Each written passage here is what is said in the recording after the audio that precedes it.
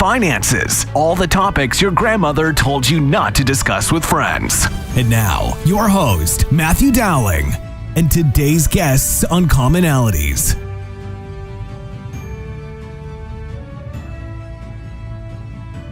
Thanks for joining us here on another episode of Commonalities. I'm your host, Matt Dowling. My guest today is Danny DeVito, not the Danny DeVito you may be thinking of, from the 70s and 80s on television and on the big screen, but a really educated young man, a lawyer who resides in Ridgway, Pennsylvania, and he's currently running for the post of district attorney in Elk County.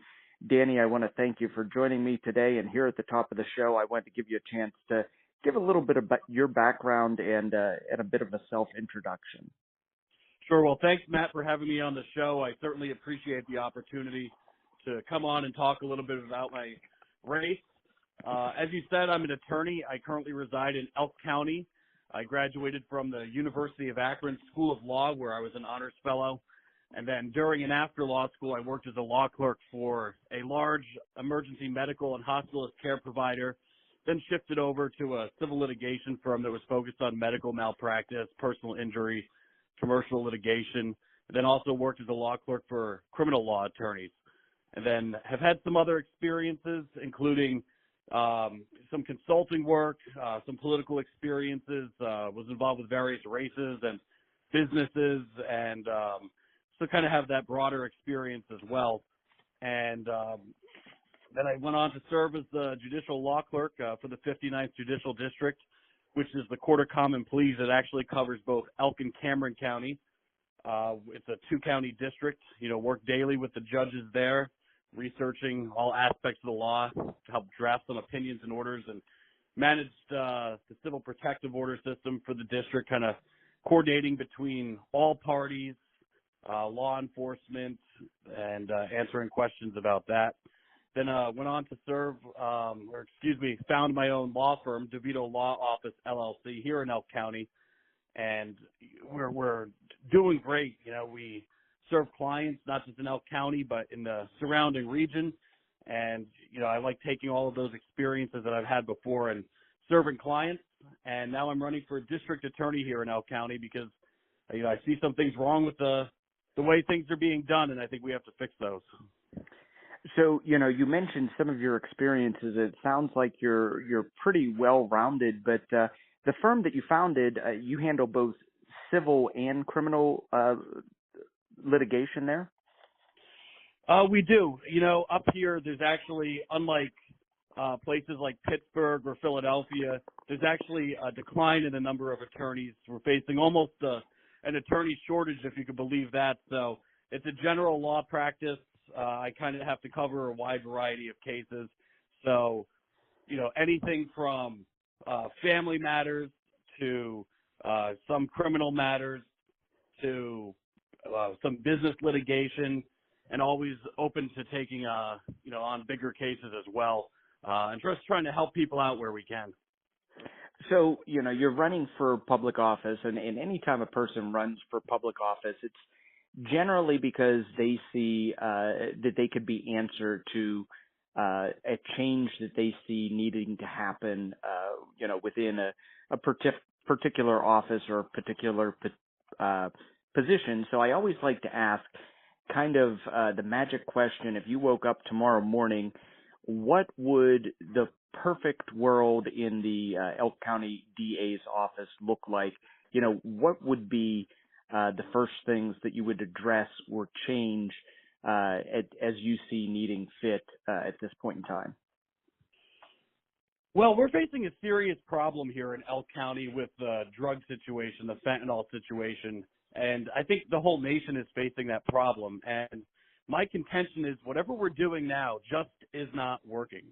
The fentanyl originates in China and then goes to Mexico, crosses the border, is distributed all over the United States and ends up in communities like St. Mary's, like Ridgway, like Johnsonburg, like Jay Township, Weedville, like Benezet.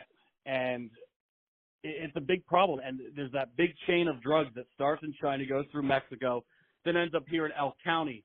So we always talk about the national solution to that. Obviously, I think we need to finish the wall. We need to get tough on the immigration question. You know, at the state level, you know, we can't be providing sanctuaries. But locally, I think we have a responsibility to address this problem too. And I would do that by taking a more aggressive stance against these cartels. You know, when you constantly offer very weak plea bargains to the people who are selling drugs to children, you know, what does that say? What kind of message does that say? So I would start by, I guess it's really a question of what are we as a community willing to tolerate? And by sending a message that we are not going to tolerate people selling drugs to children.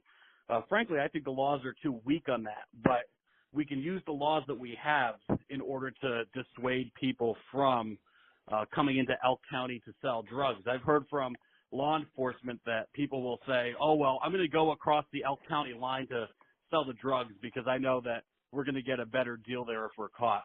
You know, I know I'm just going to do a quick stay in the county jail, which then burdens taxpayers here in Elk County. So it's really going to be a change in mindset, I think, to answer your question. You know, what are we doing? Should the district attorney just be processing cases? Is it only about prosecuting crimes? You know, prosecuting crime's part of it, but I think it goes deeper than that. It's a responsibility to the people of the county to keep them safe and to stand up for them. So by going in there with that mindset that, oh, this isn't just another attorney job. This is a public position of trust that's accountable to the people, and just being aggressive with these people that are coming in to sell their poison and sell their garbage.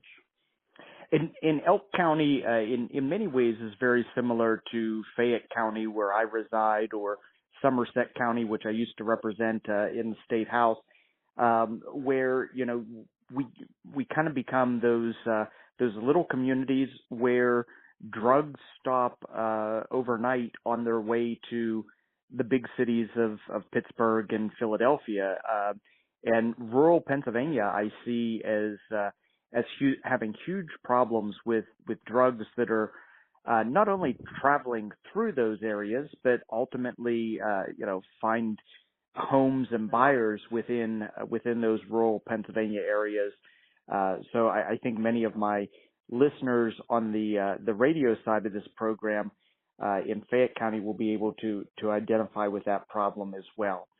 So in the district attorney's office, you know, a huge responsibility is kind of leadership. So I want to talk a little bit about your leadership abilities, because even in our smaller rural counties of Pennsylvania, you know, the district attorney can't always be at every hearing or et cetera. So, you know, you have to lead a team of attorneys, some of which are, you know, underpaid and part-time and so forth. So I want to give you a chance to talk about your leadership ability and what is your vision really for leading the district attorney's office? Sure. So here in Elk County, currently, there's actually only one part-time assistant district attorney. And the district attorney has to actually be hands-on in a lot of the cases, you know, with only one other attorney on staff. So to me, the leadership question is not only within the office, but how can I work with other agencies, law enforcement, other community leaders in order to facilitate building a safer community. So I'm going to do that by bringing back a hotline. There used to be a drug hotline in Elk County where people could call up and pass along information, you know, an actual hotline. I think that's important. I'm going to be expanding that hotline so people can call in and say, well, you know, we have this problem on the block, you know, and I'll go down and take a look at it personally. I'm going to be having town halls at least twice a month, at least in different corners of the county, because not everyone can get to the population centers. So I'm going to go to them, and I'm going to be working with people in those townships to essentially have a network of people who can then assist the district attorney in doing what we need to do. Well, and in terms of the office, in terms of leadership style, you know, I think it's important to be firm but fair is a saying that I like to use. You know, it's important to lead by example, but you also have to have expectations. And if people are not living up to my expectations, then they're going to go. Sure, and you made a great segue for my next point of conversation, which is, the fact that when we talk about district attorney, or when the district attorney is portrayed on a television show, which I think a lot of our legal dramas that people watch on TV are actually poorly done, and don't really show what that office is really all about. But when we talk about district attorney, people think about courtrooms and court cases, but, it goes a lot further than that. You are the chief law enforcement agent for your county. And so you started to talk a little bit about partnering with law enforcement. I'm not extremely familiar with Elk County. Hopefully you can educate me a little bit, but I'm sure PSP, our state police coverage, is who you would be working with a lot. So you have to be willing to partner with those agencies and really work with those agencies as the chief law enforcement agent of the county. So I wanted to give you an opportunity to talk a little bit about that. Yeah, I think you have to be available to the people on the front lines. That involves being available at all hours, 24/7. If something comes up, if a situation comes up, you can't be off doing something else. If there's a homicide, if there's a serious crisis that starts to unfold, it comes down to being available and actually getting to know people so they're comfortable working with me. And, again, like you said, you are the chief law enforcement authority in the county. So, again, I think that when you fulfill your obligations and you fulfill your job and you do what you're supposed to do and don't take the lazy way out, don't take the easy way out, then I think other people naturally will want to do their job. I've heard from some people, why should I bother doing X, Y, and Z if it's just going to get thrown out? If we have somebody distributing fentanyl who's going to be able to, even in schools perhaps, who's going to be able to walk with a possession, why would I bother putting in the time in that investigation? So I think when you have a district attorney who's going to actually see cases through all the way versus what we have now, then I think you're going to see a shift at all levels. Sure, and obviously as the district attorney, you're not making that initial traffic stop, but you never know, and we saw this particularly in Somerset County where I represented for a while. Coming through on a major thoroughfare like the Pennsylvania Turnpike, a simple traffic stop can really start to involve drug trafficking and other problems that you're seeing within your area. So while you may not be the person making that traffic stop because you're not the state police, you're not a local municipal police officer, but you do have to be able to pick up with their work and be able to carry that case through prosecution, et cetera.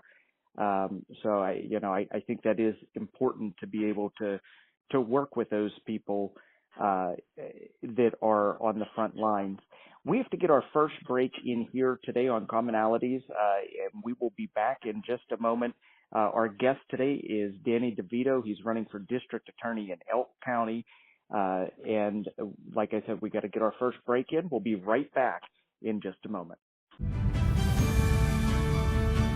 You're listening to Commonalities, where guests find common ground through uncommon conversations. We'll be back after this brief break to recognize our sponsors. I'm Melinda Delarose. As an assistant district attorney, I've protected Fayette County families and fought to uphold our constitutional rights. As a prosecutor and trusted local attorney, I've provided victims of crime with a strong voice and put criminals behind bars. My pledge to you as judge is to follow the law, always maintain the highest ethical standards, and to run a courtroom that's respectful of your time and tax dollars. I'm Melinda Delarose, asking for your vote for judge. Paid for by friends of Melinda Delarose. Is your business using analog strategies in a digital marketing world? If so, then contact Matthew or Rebecca Dowling at Coordinated 360 for a professional consultation. where we bring in-depth knowledge and functional expertise with a holistic perspective. Coordinated 360 provides digital marketing, paid ad and media buying services, web design, social media management, video production, and more for businesses, organizations, and political campaigns. With decades of experience, Matt and Becky at Coordinated 360 can help you craft your unique message and share it with the world. For a no-risk media evaluation and recommendations, call 724-320-2212 or visit us online at www.coordinated360.com. Find us also on Facebook, Instagram, and Twitter, or email info@coordinated360.com. When it comes to buying a home, what you see isn't exactly what you get. That's why home buyers should call Dave Dowling at Grandview Inspections at 724-208-4108. You'll see colorful flowers, freshly painted walls, granite countertops, gleaming hardwood floors, and other touches. What you can't see is the cracks, ancient plumbing, dangerous wiring, or broken appliances that might be revealed when you hire a home inspector. And when it comes to home inspectors, knowing yours has the qualifications and experience needed should be your number one concern. Dave Dowling with Grandview Inspections is an architectural engineer with over 30 years of commercial construction experience and hundreds of inspections under his belt. A home inspection is an opportunity for you to hire an expert to walk through the home and prepare a report outlining the home's major components, what needs immediate attention, and what will require maintenance after you move in. Your home is one of your biggest investments, so make sure your investment is everything you hoped it to be. Call Dave Dowling at Grandview Inspections at 724-208-4108. Are you enjoying the program you're listening to? Support Commonalities and help keep us on the air by making a donation of $5, $10, or $25, or any amount you feel comfortable sharing online at donate.commonalities.online. Again, that is donate.commonalities.online on the World Wide Web. Buy our host a cup of coffee or help pay for airtime at donate.commonalities.online. Thanks for sticking with us here on Commonalities. I'm your host, Matt Dowling. My guest today is Danny DeVito, a candidate for district attorney in Elk County. And I know Danny has run for office before, and he has some statewide notoriety.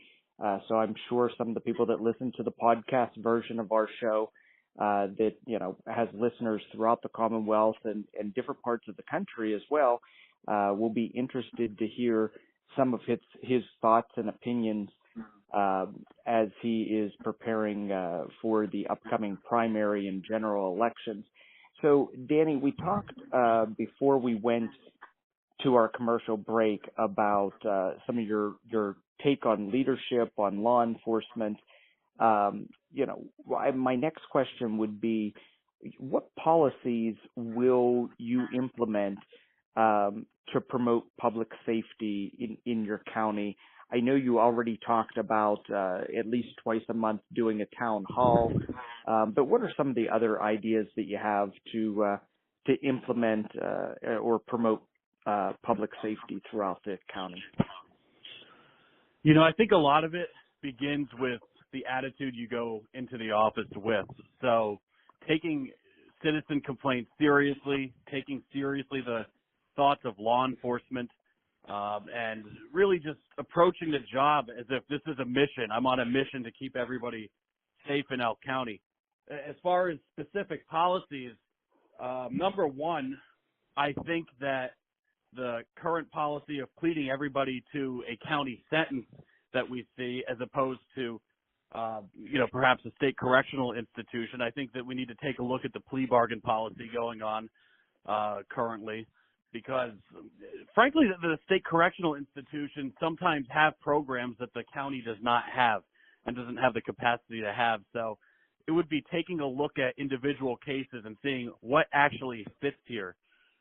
Number two, I would definitely, I think in Elk County we have, I'll be honest, sometimes a problem where things become too collegial. And by that I mean we have a legal system where we have the option to go to trial.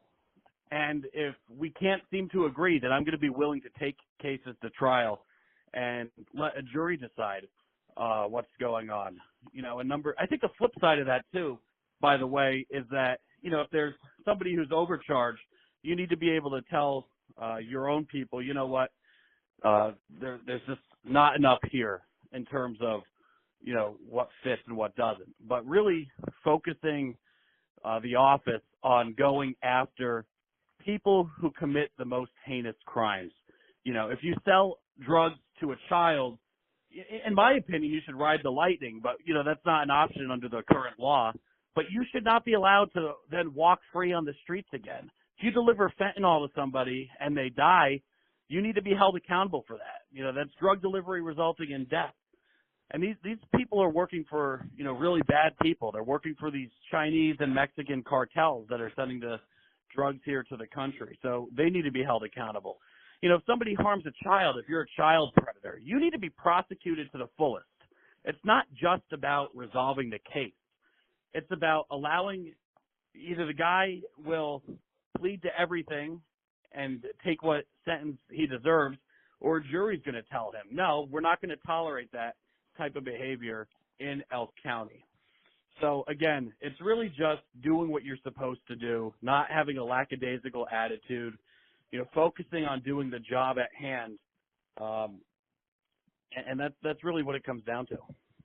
Well, and you used a good word there, lackadaisical, and I think sometimes our people that are in positions of political power, whether it be a district attorney, whether it be a legislator, whether it be a county commissioner, they become complacent in their roles.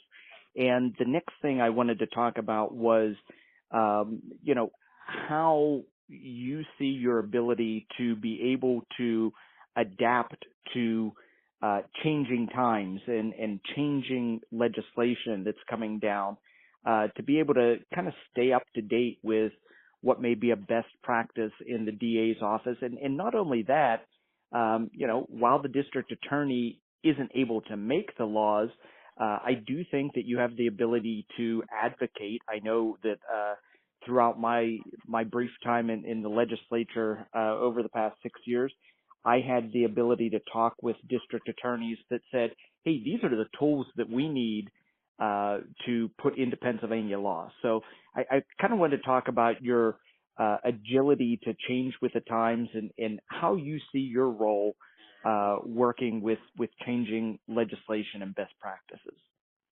Sure, Matt. So I think that's really a three-part question, adapting to changing laws, adapting to changing times, and then how I would advocate. So first I'll address the changing laws. I think that it's important for a district attorney to make sure that the cops on the front line are apprised of changes in the law. One example of this is the case law changed on whether you can use the smell of marijuana as probable cause for a stop. You no longer can. So it's, you don't want to run into a situation where you have a big bust, but now the evidence is compromised. So the district attorney should have informed all the police about that. There's other changes too, regarding DUIs and, everything from DUIs up to homicide. So, I like keeping up with changes in the case law. I read the updates. I get the updates sent to me. And, I find it personally interesting. So, again, I would be distributing any relevant changes directly to the departments to make sure, hey, this is what you got to do from now on. In terms of changing times generally, I don't think that's going to affect me. I don't frankly care if the times are changing. I'm not going to change the way that, I talk or the way I do things. I think that there is such a thing as, just because the times are changing, that doesn't necessarily mean it's the better way. In a lot of respects, I think, we should go back to the way things used to be done. So, I guess I'm a reactionary in some regards on that. I don't think we need to jump, every time the social workers tell us to jump and, oh, you have to do this and that now. I think there's something to be said for old-fashioned accountability. And then in terms of advocacy, a lot of the listeners will probably remember that I was the one that obtained counsel to sue Governor Wolf in March of 2020 against the coronavirus lockdown. So I'm not afraid to take on people. You know, I took on Governor Wolf, Secretary Levine, when a lot of people in the Republican Party even were still saying, oh, you don't want to do this, you don't want to do that. I'm not afraid to take a stand when I think something needs to be done. So now I'm going to use my platform to advocate for Elk County, to make sure that we're getting the resources that we deserve, that we're not ignored by Harrisburg like it's been done for so long, and not letting people push the county around. You know, it's about enforcing small laws, but you know, you have some situations where, you know, why are small businesses, you know, held to certain standards strictly, but then you see multinational corporations that come in and do whatever they want. So, you know, there is a certain bully pulpit aspect to it, and I think with my fight against the unconstitutional lockdowns, I think people can be very safe and secure in knowing that I'm going to be an advocate on their behalf as well. So, you know, while we're on the subject of advocacy, I wanted to ask you if you think or feel that there are any Pennsylvania laws that should be kind of revisited to be able to better serve the public and the people of Pennsylvania. I didn't know if there's a specific piece that you had in mind already that you think needs to be revisited by the legislature. Well, I do believe in separation of powers, so I'm not sure it's the district attorney's role to be telling the legislature what exactly to do. But certainly, if anyone asks my opinion on it, I think that number one, police need to be able to do the job that we send them out to do. You know, they can't be having their hands tied behind their back when they're trying to enforce the law. So I don't know if that's a current law that needs to be changed more so than a policy that's kind of crept in and had the force of law. The second thing that I think Pennsylvania really needs to do better with is when you read the way some of the statutes are written, when you read the way some of the laws are crafted, there's a lot of vagueness there. You know, it's an example I can think of, and I'm not saying that this law necessarily is the top priority, but you look at the way some of the DUI laws are written, or you look at the way some of the criminal codes are written, and there's too much room for interpretation. So I think that needs to be tightened up. So, you know, my next question is about application of the law, and I think I probably know what your answer is, but you know, in my mind's eye, the law should be blind, regardless of who it is that is breaking the law or who it is that has committed a crime. You know, when that person comes into your office and you're prosecuting, there should be no favoritism or buddy, you know, kind of attitude that's given to certain individuals. You know, I wanted to give you a chance to talk a little bit about that. And you know, this is kind of an important piece to me because I do think that the law has to be applied the same way universally across the board. Absolutely. If you don't apply the law fairly, then that actually undermines our whole republic, because people are going to look at that and say, well, this guy's being treated fair, or you know, getting a good deal. I'm here charged with the same thing or something even lesser, and I'm getting a stiffer sentence. People notice that, and I've seen that in the courtroom before, by the way, where people will have essentially identical charges, almost identical fact patterns. Well, you know, this guy negotiated for, you know, probation. You know, this guy's going away for 2 years. You know, why does that happen? It undermines the system, and it's something that I don't like. And I think no matter who you are, you need to be treated the same by your district attorney's office. I don't care if you are, you know, the poorest person in town, the richest person in town, you know, what your reputation is, whether you're known as a good guy or a bad guy.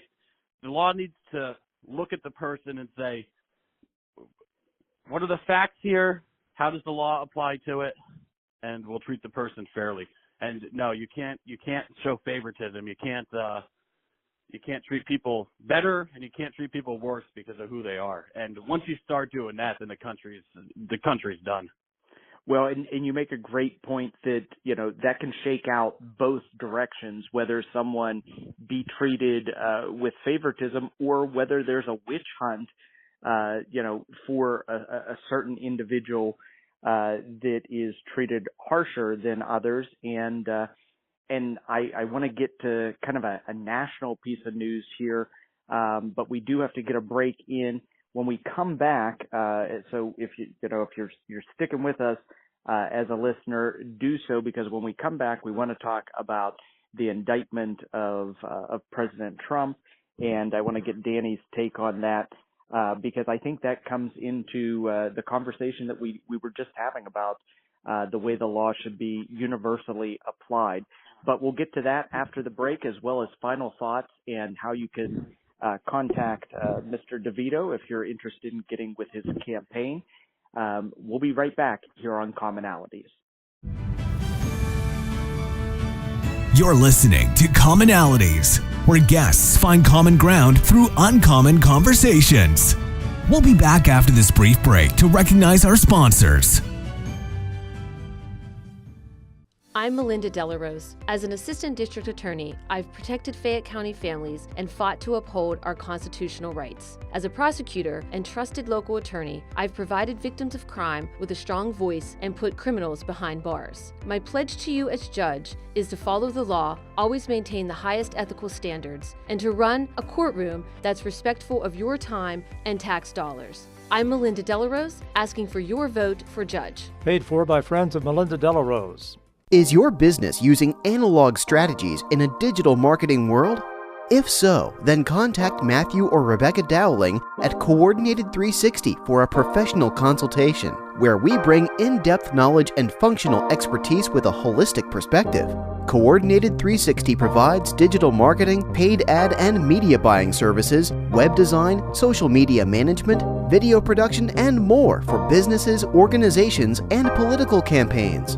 With decades of experience, Matt and Becky at Coordinated 360 can help you craft your unique message and share it with the world. For a no-risk media evaluation and recommendations, call 724-320-2212 or visit us online at www.coordinated360.com.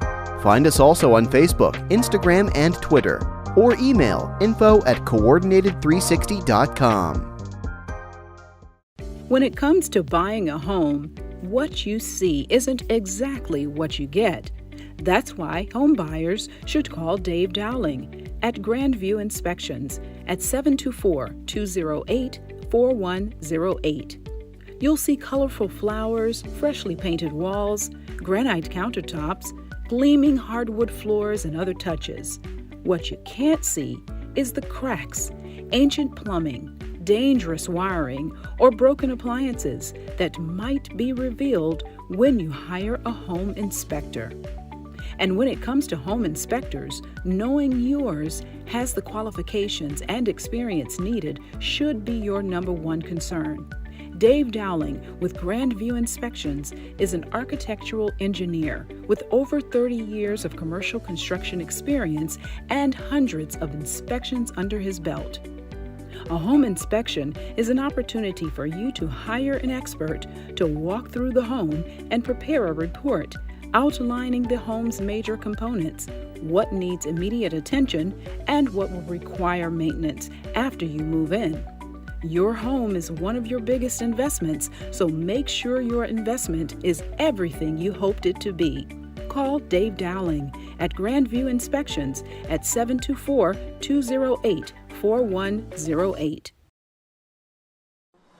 Are you enjoying the program you're listening to? Support Commonalities and help keep us on the air by making a donation of $5, $10, or $25, or any amount you feel comfortable sharing online at donate.commonalities.online.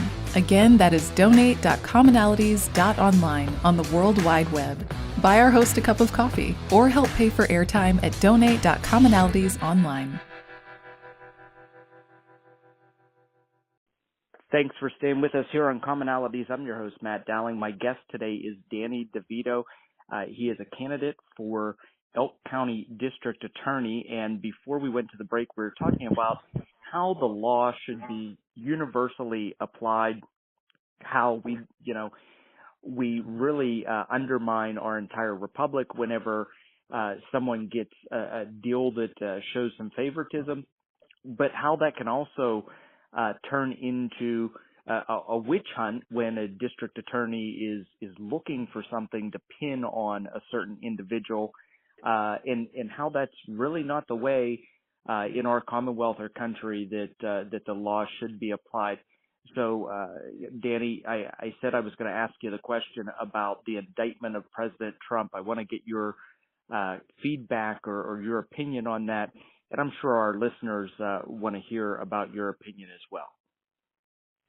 Well, I made the statement when President Trump was indicted that I thought this was a phony witch hunt.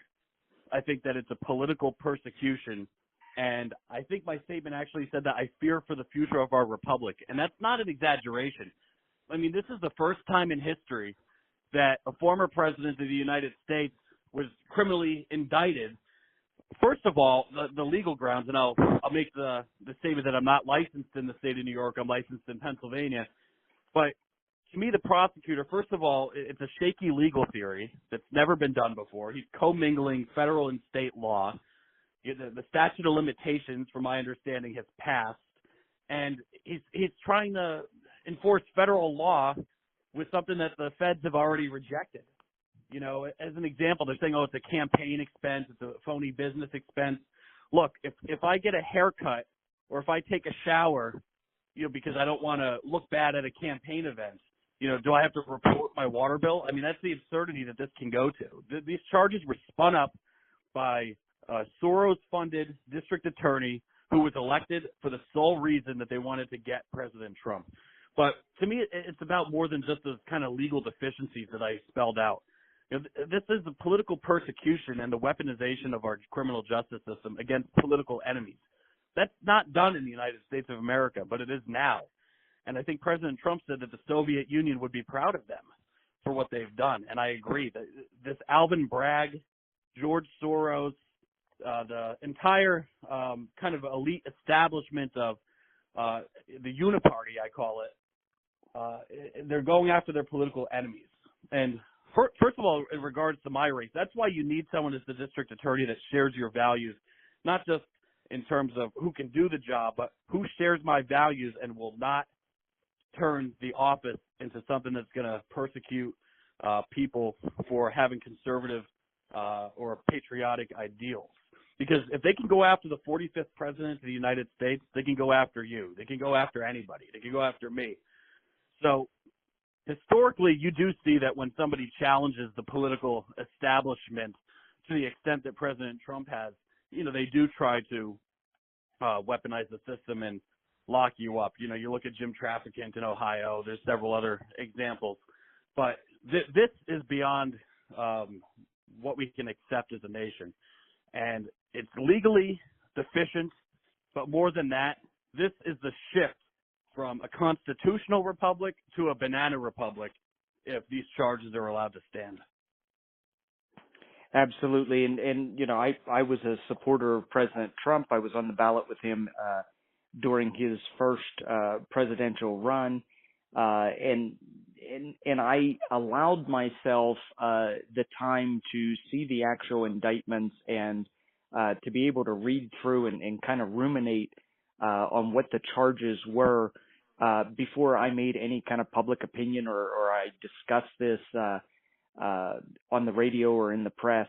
But now that they've kind of shown their cards and now that the indictment has been unsealed and we see what's there, I agree with you completely that the commingling between federal and state law is probably a real stretch of the imagination there. And like you said, this is something that is important all the way down to our district attorney races. That your district attorney fits the constituents that you serve and that you represent.